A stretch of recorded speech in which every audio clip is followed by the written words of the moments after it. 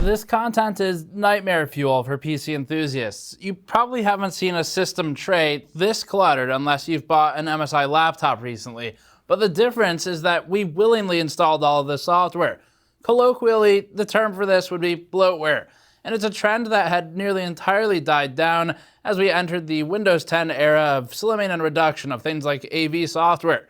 With the heavy focus on RGB control these days, the non-standardization of lights, and simple keyboards or mice now requiring special software to fully use, it's easy again to fill a system with bloat on first boot. We decided to build a gaming PC with RGB LEDs from just about everyone, fan LEDs, GPU LEDs, cooler LEDs, motherboard LEDs, peripheral control, and then see how much it impacts gaming and production application performance. Before that, this video is brought to you by Linode Cloud Computing. We've trusted Linode as our web host since 2012 and recommend it for excellent technical and customer support, reliable uptime, and clean interface.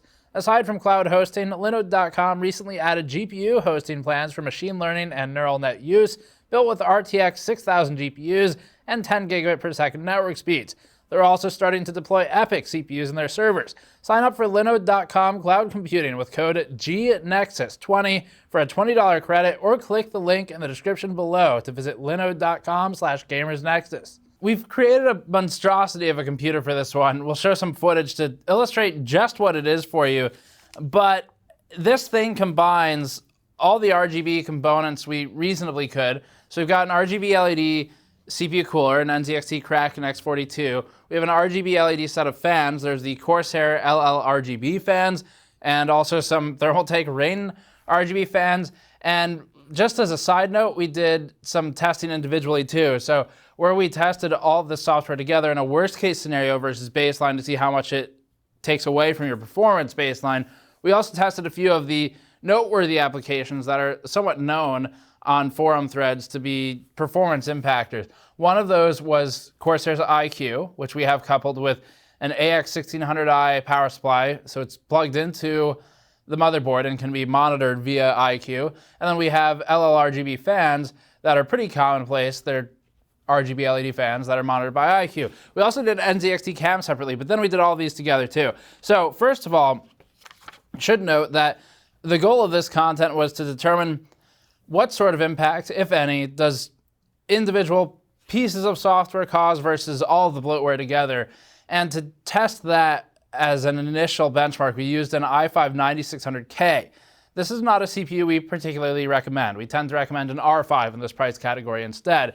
But it was chosen because we knew it would be the most likely to show differences, to show a performance deficit as a result of installing all this stuff. And then from there, if we wanted to, we could scale it up to other CPUs. But we're focusing on something where we get a definite impact today. And then the higher end you go, in theory, the less impact this has because you're going to become more GPU constrained than you will be CPU constrained, which is a benchmarking challenge that's difficult to solve if the hardware doesn't exist to do it. A quick overview of the software that's installed. So we have MSI Dragon Center for the motherboard LED control. We have NZXT CAM for the X42 cooler and the iCUE 2 with RGB LED strips. And the Corsair iCUE setup for RGB fans with the Corsair 680XKs and a 1600 AXI power supply, which is actually a really good power supply. We have Gigabyte RGB Fusion on there, which is for the G-Skill RAM RGB control, Thermaltake RGB, TTRGB for the Rain fans, Cooler Master Master Plus for the keyboard, Logitech G-Hub for the headset, EVGA Unleashed for the Torque mouse, ASUS Aura Sync for the GPU, and then we did some digging around and we found a couple of additional secret processes in the background after you install this stuff. It's just things that run constantly, even if the application itself doesn't appear to be open. So these are important to note as well. There's app Dragon Center keeper.exe. You can figure out which that one is. Dragon Center service.exe, check_kill.exe, which we determined is for RGB Fusion. There's Corsair.service.cpu ID or LD remote 64.exe. Sans serif is terrible. Corsair.service.displayadapter.exe, Corsair.service.exe. They've got a lot of them.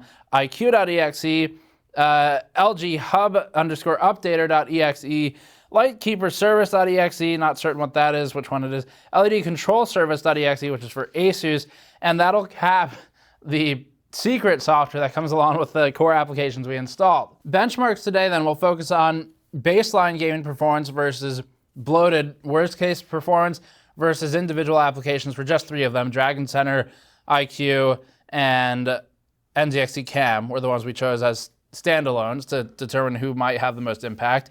And then we'll also do some testing with production applications like Blender to give you an idea of single-threaded performance or games where typically you see a single thread getting the most heavily loaded, and then we have stuff like Blender, Cinebench to show the multi-threaded applications. We're going to focus on Blender for this one because that's fully 100% loaded on all threads. That'll give us representation there.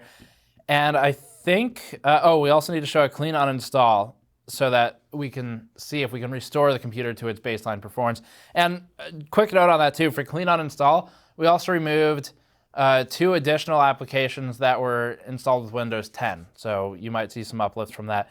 Let's get into it. We'll do the testing and then we'll talk conclusions. We're going to start our gaming test with the oldest game on the bench. Simply because we saw the worst impact to GTA performance, we figured it'd be a good hook. We'll get into newer stuff later, and also some production benchmarks later, like Blender. The clean install ran at about 109 FPS average, with lows at 82 FPS 1% and 75 FPS at 0.1% lows. The worst case configuration, featuring all of the background software below and with iCUE and Dragon Center monitoring their connected components, ended up at 98 FPS average. That's a reduction to average frame rate of about 11%. If you're looking at the average FPS and thinking, that's still almost 100 FPS, so who cares? There are a few important things to remember. First of all, it's all relative. If you're playing a game with similar scaling, but at 60 FPS, an 11% reduction brings you into the low 50s, where each frame will start to actually matter. Secondly, and more critically, check out the variability of those 0.1% low frame times. We're at 34 FPS average for the 0.1% lows for the worst case test, up against 73 to 74 FPS 0.1% lows for the clean installs. Run-to-run variance is much higher, causing the average to go down. With our clean install and post-uninstall tests, we had a data range of 73 to 78 FPS 0.1% lows, which is fairly tight overall and good timing. For the worst case install, our range for 0.1% lows was 11 FPS to 62 FPS, which is completely unreliable. This introduces noticeable stuttering at seemingly unpredictable times and ruins the gaming experience, but not consistently, which is probably the most annoying part. We need to get some frame times on the screen to help illustrate this. As a reminder, a frame time plot like this one is the most accurate way to represent the second-to-second experience, or actually the frame-to-frame experience for the player. You're looking at the length of time in milliseconds that each frame takes to generate. Lower values are better, as it means less time was spent waiting from one frame to the next, but more consistent values are the most important. Excursions from the mean greater than 8 to 12 milliseconds will start to become noticeable to players as mini stutters, with bigger frame time delays like 40 to 50 millisecond cycles being noticeable as hard stutters or partial freezes and hiccups. Some people call these hitching. As the first chart has been plotting, you get a zoomed out look that appears rather tame. At this scale, 0 to 200 milliseconds, everything looks consistent. There's one hiccup from the Bloatware test that's blowing out the scale though, and it happens in more than just this one pass. We encountered these regularly over the test period. For reference, 60 FPS would be about 16.667 milliseconds constantly, so a 200 millisecond frame time spike indicates that you're waiting for 1/5 of a second for the next frame to be drawn. That's noticeable. Let's rezoom this chart in to crop out the blown out data. With the same data, we can see that the worst case configuration runs slower on average, with significantly more chaotic spikes about the average. The plot here shows 2 runs from the worst case benchmark, with both of them spiking up to 200 milliseconds once during their runs. With 200 millisecond hangs twice a minute, what was playable as an average FPS has become a bad experience. Back to the FPS chart, one final note here. Running with only one software installed, Dragon Center, netted a loss of about 1.4% without much variability in frame times, which is overall good for software that has questionable usefulness to begin with. Running with iCUE only, Corsair's now burgeoning suite of RGB controls, we lost about 3.2% performance, with low variability still relatively in control for the low frame times, but the average has come down. And as you'll see later, iCUE is one of the bigger offenders depending on the game. Testing only with the NZXT CAM and no other software installed, we experienced a substantial 6 to 7% loss in average frame rate performance, with the range of 0.1% lows exiting our 8-point swing from the previous tests and entering a 54 to 70 FPS range. That's not terrible and is still playable, but CAM clearly has the most room for improvement out of the individual tests for this game. The good news is that uninstalling everything via control panel was able to restore performance. So if you look at our clean uninstall results, there weren't any hanger-on services that hurt performance later. We were concerned that we might have to completely blow away the OS and start fresh because of how much we installed, but going through the control panel and removing programs did seem to work, at least for these. It won't for everything. Civ 6 is heavy on frequency, something we've illustrated in previous videos, and is a turn time benchmark rather than an FPS benchmark. Both clean benchmarks ran at about 34.5 to 34.6 seconds per turn, which will multiply out over however many AI players exist. CAM wasn't as bad here, causing a turn time increase of about 1.2%. For perspective, if you're playing in a game with 6 AI players, that means the time to next turn would increase from 207 to 209 seconds, which is hardly noticeable, to be fair to CAM. That's worse than the 0.3 shown here, but not bad at all, really. Dragon Center follows that at nearly the same gap, and then iCUE increases the delay a full second, up to 36.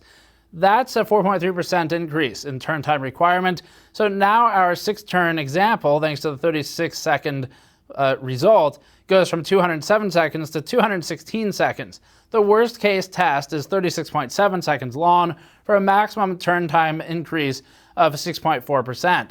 F1 2018 is next. For this one, we plotted a maximum frame rate of about 276 to 277 FPS average, with the post-uninstall maintaining a slight within-error lead.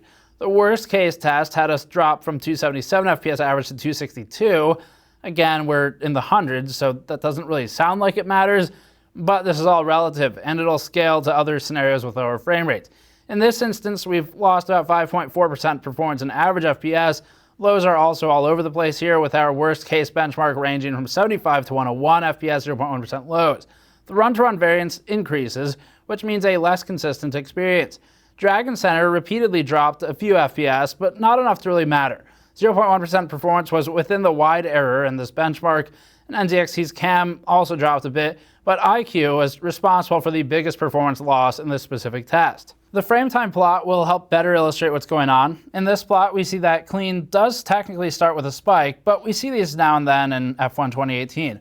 More important is the fact that its consistency thereafter is relatively stable, whereas the worst case test has regular doublings of the average frame time. Hitman 2 is up next. For this one, there wasn't much loss from bloatware. CAM had no impact here, perhaps more of a testament to the unreliability introduced by software than anything else, which is a concern for testing, and Dragon Center also did okay overall. The worst case scenario brought us down to 106 FPS average, a reduction of about 5.9%. iCUE is also down in the ranks. Total War Warhammer 2's campaign benchmark is on the screen now. For this one, the clean and post-uninstall metrics were in the 158 to 159 FPS average range, with it lows at 96 to 100, 0.1%. Installing only CAM brought us to 157 FPS average, which is within run variance of the post-uninstall, though we saw a hit to frame time performance. Frame times varied enough to create a massive range of 60 to 97 FPS, 0.1% lows, deviating from the 5 FPS range of the clean results. Dragon Center was similar in performance, although the 0.1% lows were more consistent. iCUE again proves to be second worst, followed only by the worst case scenario, which ranged 47 FPS to 90 FPS, 0.1% lows. The loss in average FPS is less noteworthy, but it still fell about 5% from baseline. Looking now at Blender, a 3D rendering and animation application that we use in-house for our own design work, our metric of importance is total time to render a given scene. The clean install requires 44.4 minutes to render a scene from the GN logo render, with our i5 9600K test CPU, decaying to 48.5 minutes with the worst case scenario bloatware setup. For perspective, if an extra 4 minutes doesn't sound like much, keep in mind that that's for one frame out of 120 in our 2-second intro animation. If we actually had to deal with this for a full 2-second 60 FPS render, the end difference wouldn't just be 4 minutes. It'd be 480 minutes, or 8 hours extra render time. Now, of course, we'd obviously just recommend using a better CPU altogether. The 9600K isn't a rendering targeted CPU, but once again, this is all relative. So if you're CPU rendering at all, and even with its, if it's a 3900X, you'll still see an increase in time required to render the frames. Blender is 100% multi-threaded. Every single thread will be fully utilized in this application. Unlike many of the games we showed where single thread performance matters the most, Blender gives us a different perspective to show that regardless of what you're doing, bloatware is probably hurting performance. V-Ray is next. Although short for this one, the worst case scenario increased our render time requirement by almost 11%, which manifests itself notably in real workloads. Dragon Center wasn't bad when on its own, although CAM and iCUE alike contributed most meaningfully to the results decay. 7-zip compression and decompression are next. Like what Blender and V-Ray show us, we get a better look at the impact of performance on even heavily multi-threaded applications. With compression testing, the clean version of testing had us at around 38,000 MIPS, or millions of instructions per second, while the worst case scenario posted decay down to 34,700, or about an 8.6% loss of performance. Running only iCUE brings performance down by 4% on its own, 4.3, which is significant for just one RGB controlling application. CAM isn't as bad and is responsible for under 1% performance loss here. Dragon Center, just like what it offers its users, appears to do almost nothing to performance. For decompression, we see mostly the same stack. The performance loss between the clean install and worst case install equates about 8% once again. iCUE remains second worst, CAM is above that, and Dragon Center is the least impactful to experience, in multiple ways, mind you. Boot time tests are a classic. We haven't done these since probably Windows 7, but they were common before then. The boot times with a clean install ranged between 28.3 and 30 seconds, averaging at 29.2 seconds over multiple runs. The bloated test ranged from 56.21 to 58.01 seconds, averaging 56.93 seconds over multiple runs. That's an increase of 95% additional time required to boot versus a clean install. This is the most egregious point of impact from all the extra software, and will likely be noticed at each boot.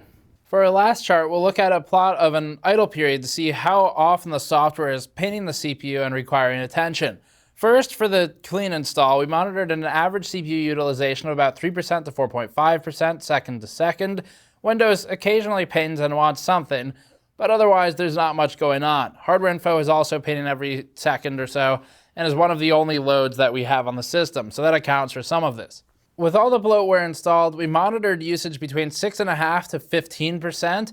The average utilization for each core was about 6 to 7%, with Core 0 averaging about 7%, Core 5 at 7.5%, Core 1 at 7% as well, and so forth. So it's certainly doing a lot more in the background, and that's taking away from some of the CPU availability and readiness for other tasks, and shows us at what level is all of this software impacting the CPU, even just at desktop. So for this exploratory test, what we found is that with an i5-9600K, which is thread limited and not the fastest CPU, although really not bad, there is an impact, and this should scale to other CPUs so long as there's not a GPU bottleneck in place. So if you're on a 9900K, in a lot of games, there's a good chance you'll be running into GPU limitations, especially if you start pushing things like 4K, where now you're definitely loading down the GPU.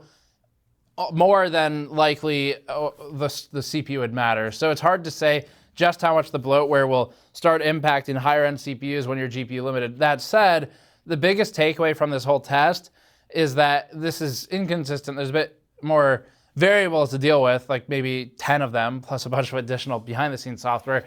Even with one application, though, you don't really know how often that application, like iCUE, is making calls or is pinning the CPU. And so the problem is, even if you test with this stuff installed, it might be a performance deficit sometimes, and then other times you might see no deficit. And that's a problem for testing, and is why we don't install this stuff when we benchmark CPUs, for example. So anyway, biggest takeaway is variability. There's an impact in single-thread and multi-thread scenarios. There's an easy fix, which is that uninstalling everything did seem to restore it to baseline performance. That's really exciting. We thought we might have to blow away Windows to get back to where we were, which would suck. And finally, just having one of these installed wasn't so bad. iCUE has absolutely the most room for improvement. Corsair should work on that. NZXT CAM sometimes was bad, other times was like less than 1% impact. So again, we get back to variability as the main problem there, not necessarily just the load under worst case conditions. So one of these isn't too bad. We'd probably advise against buying a bunch of different components that all have different RGB control software, unless you can just program it to like the GPU, program it to the card or the firmware of the device or whatever, and close the application, never work with it again, because then you're fine.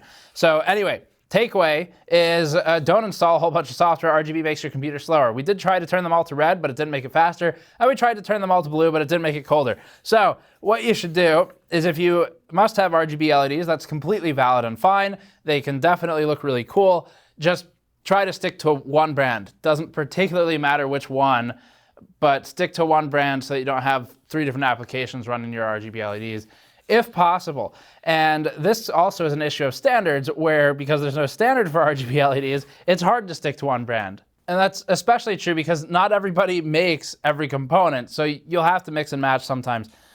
We'd like to see Corsair iCUE improve. We'd like to see CAM variability decrease, and then the rest of them weren't too terrible on their own. So that's it for this one. Thank you for watching. Subscribe for more. Go to store.gamersnexus.net to help us directly. Can't buy one of these shirts anymore. They were limited, but you can buy some others or the mod mat, and you go to patreon.com/gamersnexus. I'll see you all next time.